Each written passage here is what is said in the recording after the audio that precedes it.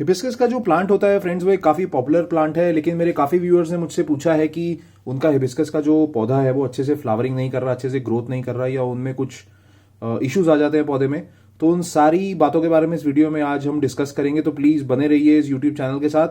मेरा नाम अक्षय है और मैं आप सब लोगों का राइट गार्डनिंग यूट्यूब चैनल में स्वागत करता हूँ। फ्रेंड्स ये देखिए, ये मेरे सामने जो हिबिस्कस का प्लांट आप देख रहे हैं ये एक डॉर्फ वेराइटी है। इसमें छोटा हिबिस्कस का फ्लावर आता है, छोटे साइज का फ्लावर आता है। जो बड़े साइज के फ्लावर आते हैं उसकी वैरायटी डिफरेंट होती है। ये भी हिबिस्कस है, लेकिन इसको डॉर्फ हिबिस्कस के नाम से बोला जाता है। अगर आपको ये प्लांट चाहिए तो आप किसी भी लोकल नर्सरी के पास जा सकते हैं और वहां पे आप बोल सकते हैं कि मुझे डॉर्फ हिबिस्कस का प्लांट चाहिए, और वो आपको यही प्लांट दे देंगे। आप जैसे कि ये प्लांट देख सकते हैं मेरे सामने कि मैंने इस प्लांट को इस सीजन में अभी हार्ड प्रून किया है। ये मैंने दूसरी बार इसको हार्ड प्रून किया है क्योंकि इसके दो वजह हैं। एक तो प्लांट की जो ओवरऑल जो मेन स्टेम होती है, जो मेन ट्रंक होती है, वो काफी मोटी हो जाती है। ये देखिए आप, इस प्लांट की जो मेन स्टेम है कितनी मोटी है, कितनी थिक हो गई है। और उसके साथ साथ देखो कितनी सारी ग्रोथ भी आ रही है। और ये इसी वजह से आ रही है क्योंकि मैंने हार्ड प्रून किया था। जहां जहां से मैंने हार्ड प्रून किया है वहां से देखिए ये एडिशनल ग्रोथ आपको आती हुई नजर आएगी। तो इसके दो फायदे होते हैं। एक तो आपका प्लांट बिल्कुल फ्रेश ग्रोथ करता है, बिल्कुल रीस्टार्ट हो जाता है। और दूसरा फायदा ये होता है कि आपका प्लांट जो है वो बुशी हो जाता है। देखिए कितनी सारी ग्रोथ साइड बाय साइड आ रही है। अभी जब ये ब्रांचेस बड़ी हो जाएंगी तो प्लांट और बुशी बुशी लगेगा और बहुत ज्यादा फ्लावर्स उसमें ग्रो करेंगे। तो कुछ नॉर्मल केयर टिप्स भी इस प्लांट के बारे में शेयर करता हूं फ्रेंड्स इस वीडियो में। सबसे पहले मैं आपको बताता हूँ ये मैं कितने का लेके आया प्लांट नर्सरी से। ये मैं लोकल प्लांट नर्सरी से लेके आया था, तकरीबन 40 रुपीज का मुझे मिला था। मैं ये छोटी पौध लेके आया था इस प्लांट की, और ये प्लांट मेरा कम से कम 2 साल पुराना है। 2 से 2.5 साल हो गए हैं अगर मैं गलत नहीं कह रहा आपको। तो तब से लेके अब तक मैं इस प्लांट की बहुत अच्छी तरीके से ग्रोथ केयर कर रहा हूँ, और सारी की सारी जो टिप्स मैं इस प्लांट में शेयर करता हूँ वो इस वीडियो में आपके साथ भी शेयर करूंगा। तो बात कर लेते हैं मिट्टी के बारे में। जो मिट्टी मैंने हिबिस्कस प्लांट के लिए इस पौधे में रखी है उसकी मैं रेशो आपको बता देता हूं। इसमें आप 40% कोई भी गार्डन सॉइल नॉर्मल ले लीजिए, 40% कोई भी ऑर्गेनिक खाद ले लीजिए, वर्मी कंपोस्ट ले लीजिए, या गाय के गोबर की खाद ले लीजिए, या पत्ती की खाद ले लीजिए। उसको अच्छे से मिक्स कर लीजिए। उसमें आप 20% बोन मील डाल दीजिए। बोन मील फर्टिलाइजर डालने के लिए मैं आपको इसमें इसलिए कह रहा हूं क्योंकि ये एक फ्लावरिंग प्लांट है और बोन मील एक फॉस्फोरस का ऑर्गेनिक नेचुरल सोर्स है। अगर आप बोन मील किसी भी पॉटिंग मिक्स में अपने प्लांट में डालेंगे तो आपके प्लांट के जो फ्लावरिंग प्लांट है उसको नेसेसरी रिक्वायरमेंट्स की जो जरूरत होती है फ्लावर बनाने में वो सारे उसको मिलेंगे। तो इसलिए मैं बोन मील डालने के लिए आपको इसमें रेकमेंड कर रहा हूं। 40% कोई भी आप गार्डन सॉइल कहीं पे भी ले लीजिए, लोकल पार्क की मिट्टी ले लीजिए या बालू मिट्टी ले लीजिए जो नर्सरी पे आसानी से अवेलेबल होगी।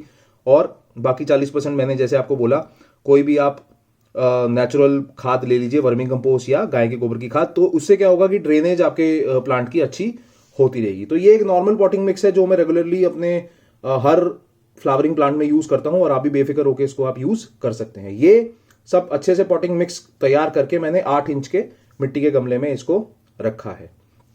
8 इंच का मिट्टी का गमला मेरा यूज करने का ऑब्जेक्टिव ये था कि जो मिट्टी के गमले होते हैं उसमें एरेशन बहुत आसानी से हो जाती है। उसमें छोटे छोटे पोर्स होते हैं जिसमें हवा अंदर बाहर आती जाती रहती है। तो होता क्या है कि आपके जो प्लांट की रूट्स हैं उसको ब्रीथ करने में आसानी रहती है। सीमेंट के गमले में रेकमेंड नहीं करूंगा हिबिस्कस के प्लांट के लिए, क्योंकि सर्दियों में तो चलेगा लेकिन गर्मियों में सीमेंट के गमले बहुत ज्यादा गर्म हो जाते हैं धूप पड़ने की वजह से। मिट्टी के गमलों के साथ ऐसा नहीं होता क्योंकि हवा अंदर बाहर आती जाती रहती है। ये सेम लॉजिक है अगर आप गर्मी में बहुत तेज गर्मी में आपने मटके का पानी देखा होगा। मटके का पानी कभी भी गर्म नहीं होता, मटके का पानी हमेशा ठंडा रहता है या नॉर्मल रूम टेम्परेचर पे रहता है। वो इसलिए क्योंकि हवा अंदर बाहर आती जाती रहती है। तो वही लॉजिक मिट्टी के गमलों के साथ भी है। पौधों के लिए काफी अच्छी चॉइस मानी जाती है ये।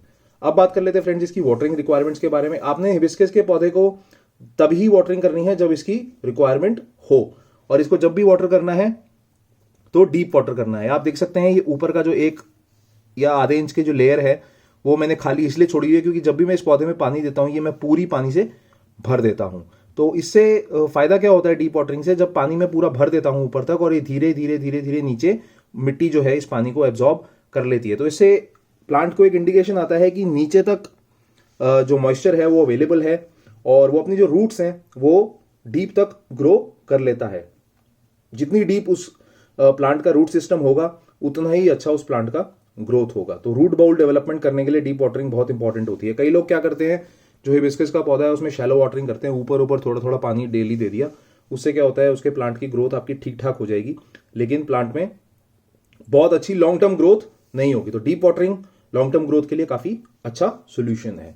अब मैं बात कर लेता हूं इसकी कैसी लोकेशन होनी चाहिए। इस प्लांट को मैंने ऐसी लोकेशन पे रखा हुआ है जहां पे इसको सुबह की 3 से 3.5 घंटे की या 4 घंटे की धूप मिल जाती है, क्योंकि ये फ्लावरिंग प्लांट है, इसको धूप की रिक्वायरमेंट बहुत ज्यादा है, क्योंकि धूप ही एक ऐसा रॉ मटेरियल कह सकते हैं आप जो फ्लावर बनाने में या आपके प्लांट की ग्रोथ करने में काफी इंपॉर्टेंट फैक्टर प्ले करता है। जैसे कि फोटोसिंथेसिस में एक धूप जो है, धूप, पानी, ये बहुत इंपॉर्टेंट रॉ मटेरियल्स हैं जो एक प्लांट को अपना खाना बनाने में मदद करते हैं। इसलिए किसी भी फ्लावरिंग प्लांट को एक ऐसी लोकेशन पे रखना बहुत जरूरी है जहां पे बहुत ज्यादा अच्छी तरीके से धूप आती हो। तो इसको ऐसी लोकेशन पे रखिए जहां पे 2 से 3 घंटे की धूप या मिनिमम इसको मिले, तो आपको ये जो हिबिस्कस का प्लांट है वो अच्छे तरीके से फ्लावरिंग करके देगा।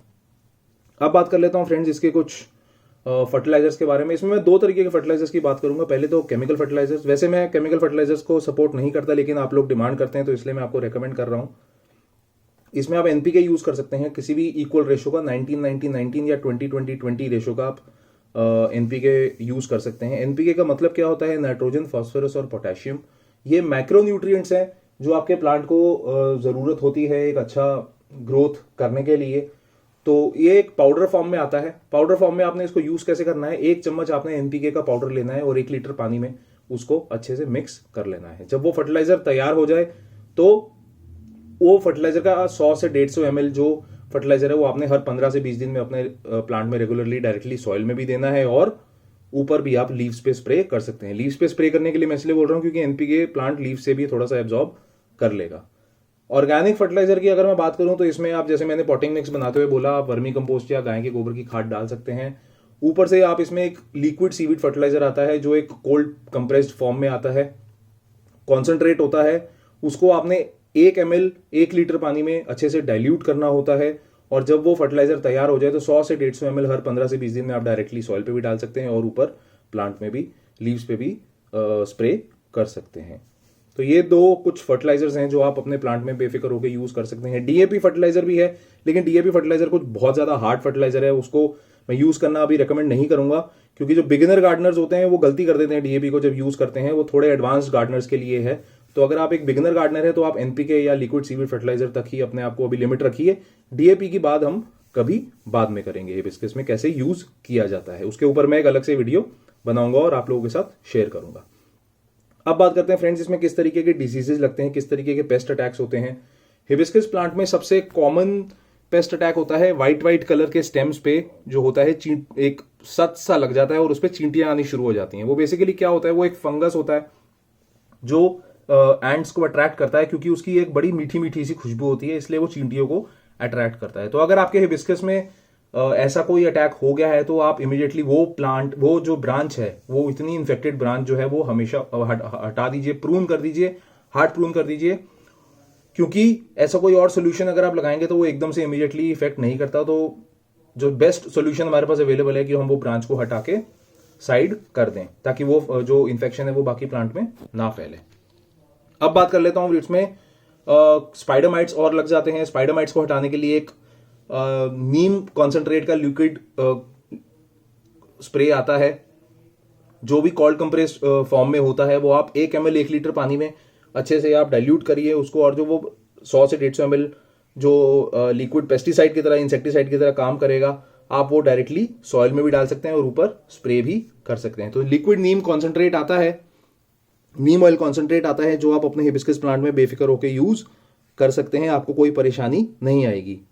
इसमें थोड़ा सा आप जब नीम ऑयल कॉन्सेंट्रेट बनाएंगे अपने प्लांट के लिए तो थोड़ा सा उसमें सोप भी डाल दीजिए, ताकि ये सॉल्यूशन और स्ट्रांग हो जाए आपके प्लांट के लिए और काफी अच्छे रिजल्ट्स आपको मिले। तो ये थी कुछ बेसिक टिप्स फ्रेंड्स हिबिस्कस के प्लांट केयर के बारे में। अगर आप ये प्लांट अपने गार्डन में ग्रो कर रहे हैं तो ये टिप्स अपने प्लांट में फॉलो करिए और देखिए किस तरीके के रिजल्ट्स आपको मिलते हैं। और अगर आपको इस वीडियो के बारे में कोई भी क्वेश्चन है या इस प्लांट के बारे में कुछ सवाल पूछना चाहते हैं तो प्लीज कमेंट सेक्शन में मुझे जरूर बताइए, मैं आपको उसका जवाब दूंगा। तब तक के लिए अपना बहुत सारा ध्यान रखिए friends. Thank you, good bye.